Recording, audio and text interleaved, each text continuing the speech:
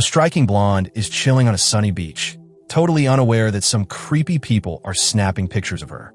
Those photos get sent to a shady guy who quickly spots two eye-catching women. After a quick chat, they hatch a plan and send a smooth-talking guy to strike up a conversation.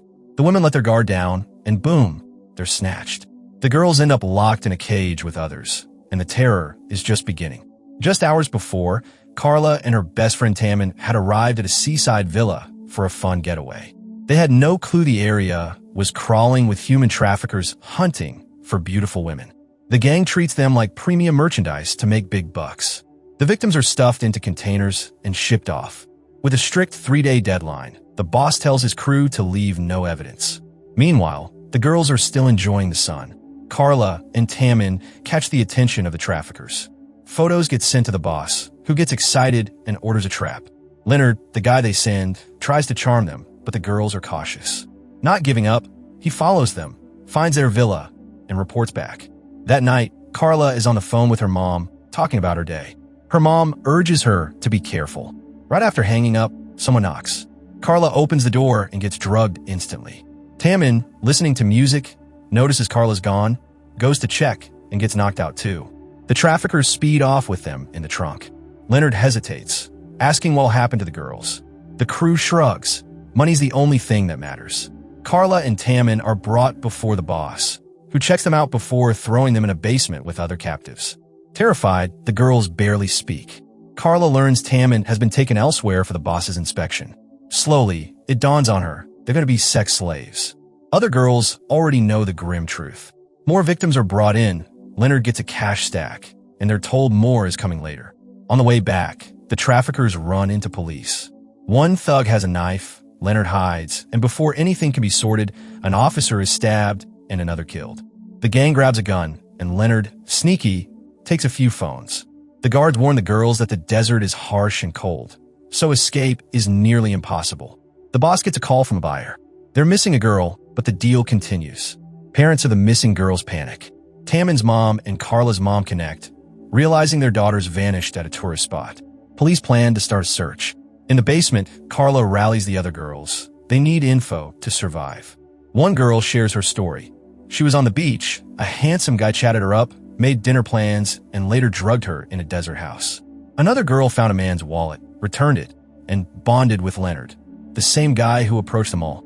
The boss inspects each victim like merchandise. One girl whispers about someone who tried fighting back. She got hurt, photographed, and disappeared. The traffickers care only about appearance. Flaws make a girl unsellable. Leonard, meanwhile, calls his sick sister and sends money, hinting he's trapped in this world. Next morning, Carla finds a piece of wire. Leonard shows up, and the girls yell at him. He advises saving strength for the upcoming sea transport and leaves sedatives, hinting he might help them. He drops key info. The victims are shipped by sea, and the deal is tomorrow. Police, tipped by Tammin's mom, visit Carla's house. There are 5 missing women reports. The girls have planned a remote trip, but local guides saw nothing. Banks show no activity. Police say it's too early, but the captain orders a new investigation round. Unaware, the girls start plotting. Carla leads. They plan to fight back. When the boss brings a drugged drink to Tammin, she pretends to sip, spits it out, smashes the bottle over his head, and bolts. His men chase her. Carla watches, ready to act. Lucy distracts 2 guards with flirty antics, and another girl plays along. They turn the camera away, just in time. They spike the beer with sedatives, fooling the guards. The boss resets the cameras, unaware of what just happened. Police tell Carla's mom that the kidnappers probably know she's wealthy and are waiting for a ransom. Some officers suspect otherwise. They think the kidnappers may not know how rich the family is. Back at the hideout, one of the guards starts feeling sleepy from the sedatives, but the other is still wide awake. Carla quickly comes up with a plan. She tells Lucy to hit her, faking a fight so it looks real but doesn't ruin their merchandise. The alert guard rushes in to break it up, and another girl grabs a piece of wire, wrapping it around his neck until he goes out cold. The girls make a break for it, snatching anything they can use as a weapon. The cameras catch everything, and the ringleader freaks out when he sees them trying to escape. He orders a chase.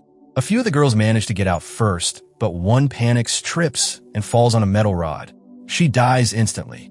Carla, Lucy, and another girl manage to scale a wall and sprint into the desert. adrenaline pumping. They run for their lives, but the traffickers are right behind them. One of the thugs cuts through a shortcut and catches the third girl. She fights with everything she has, even biting his finger off, but he snaps and kills her brutally. Carla tells Lucy to split up to improve their odds. They duck into crevices among the mountains, hiding while their pursuers circle back to the vehicles. Exhausted, Carla spots a house in the distance. She pounds on the door, begging for help, but no one answers. Frustrated, she smashes the door with a rock, cutting her hand but ignoring the pain. As she checks the locks inside, she accidentally triggers an alarm. The ringleader sees this on his monitors and knows someone is inside. He sends men to investigate. Carla, unaware of the incoming threat, starts searching for food and water. Lucy, meanwhile, reaches a rundown shack. Inside, she finds nothing useful, just a homeless man and no supplies. She decides to keep moving. Tammin is running for her life, chased by a car. She slips, and a sharp, dry branch pierces her body. The trafficker curses, realizing she's ruined now, and reports back to the boss. He orders her to be captured, along with the others. Tammin yanks the branch out, fights the pain, and smashes a rock into her pursuer's head, buying herself some time. Inside the house, Carla finds a woman's purse and remembers Lucy's story about Leonard taking her to a similar place. She notices a camera in the corner and immediately senses danger. Grabbing a knife and some food, she hides as a car pulls up outside. A trafficker comes in, but Carla slips past him, leaving her food bag behind. Another thug is waiting outside. She hides behind a vehicle, holding her breath until the men leave. Furious that none of the girls were caught, the ringleader drives around and spots Lucy. He gives chase. Lucy ducks into a cave, but makes a noise. She grabs a rock to defend herself, but it alerts a thug. He pins her down, trying to choke and assault her. Carla bursts in, slashing his throat, while Lucy stabs him in panic. They drag each other to safety and keep running. Another trafficker spots the dead body and starts chasing them with binoculars. Meanwhile, police discover a voicemail on a victim's phone that Leonard had accessed earlier. Tracing the signal, they zero in on a desert route and start organizing a search. The ringleader, sensing something's off, checks his cameras and notices Leonard's betrayal. He left right before the girls escaped, making him suspiciously involved. Lucy wants to keep running, but Carla refuses. She's determined to get back to the villa. When Lucy asks why, Carla opens up about a personal tragedy. Her sister drowned when Carla was a child. She had tried to save her, but failed, and the guilt still haunts her. Now, she wants to save the other girls and take down the trafficking ring to prevent more horrors. Lucy is moved but scared for her own life, so she decides to split up and escape on her own. A trafficker catches Carla, furious, and starts hurting her. Hearing her screams, Lucy hesitates, but then throws a rock at the thug's head. Carla manages to blind his other eye. They grab each other's hands and run together. Carla remembers the trafficker's car is their only way out. Meanwhile, Tamsin, who had stolen a vehicle, collapses from blood loss. Back at the hideout, the ringleader summons Leonard and shows him the footage of his betrayal. Enraged, he slams Leonard's head on a table, drags him into the desert, and shoots him. Leonard, barely alive, crawls to a car and finds Tamsin dead in the driver's seat. Overcome with guilt, Leonard grabs a radio and drives off to find Carla and Lucy, hoping to make things right. Carla's mom, worried sick, funds a helicopter search for the villa. Only the ringleader is left at the hideout. Hearing a car, he grabs his gun, thinking it's new victims. Leonard, pretending he's brought merchandise, lures the boss out. That's when Carla and Lucy ambush him, hitting him with blunt objects until he's unconscious. When the boss wakes up, he's thrown into the basement, surrounded by the girls. Still defiant, he lashes out, but Lucy takes her revenge, castrating him. The other girls pull her away, leaving him trapped to face the consequences of his actions. The helicopter arrives just in time. Mothers of the girls weep in relief as they see their daughters alive. For a brief, haunting moment, Carla imagines her sister free from the river that took her all those years ago.